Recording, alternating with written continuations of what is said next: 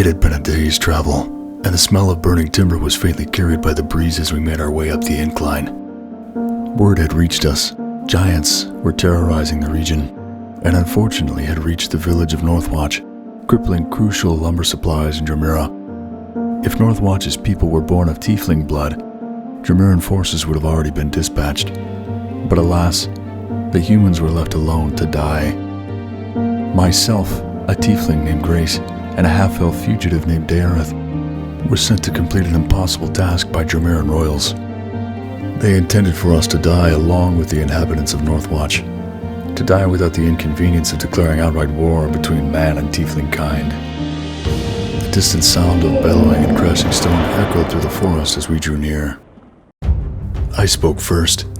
The looming danger of what we faced was creating a weighing tension on my traveling companions.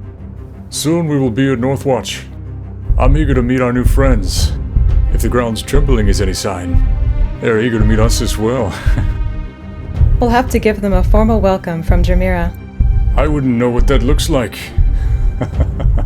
So, why did the Jumeiran royals send you to Northwatch with us?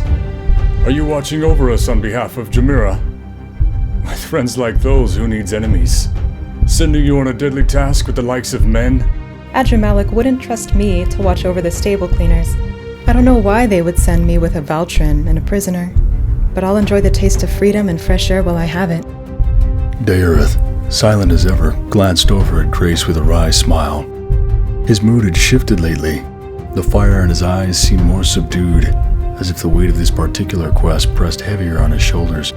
Daereth muttered, his fingers idly tracing faint arcane symbols that gave way to a protective armor, his resolve gaining determination.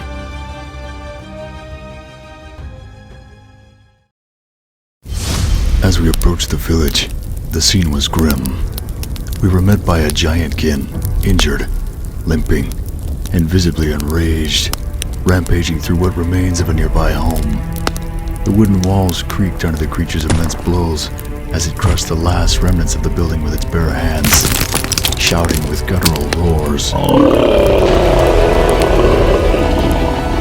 I rushed forward, crushing the knee of the giantkin. Daereth bolted the creature with flames as Grace racked dissonant melodies into the creature's mind, causing it to bellow out in pain.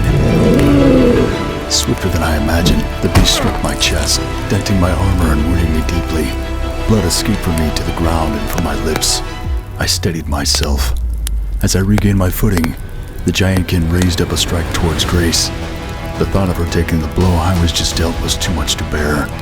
I felt the light welling up within, with acknowledgement of my desperation to defeat our foe.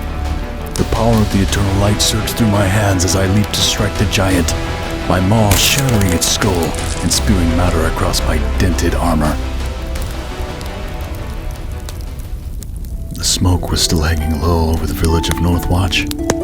I glimpsed the wary eyes of villagers emerging from hiding places. We gained our composure to meet them, doing our best to attempt stoic reassurance that their troubles had ended. Little did I know, their troubles were far from over.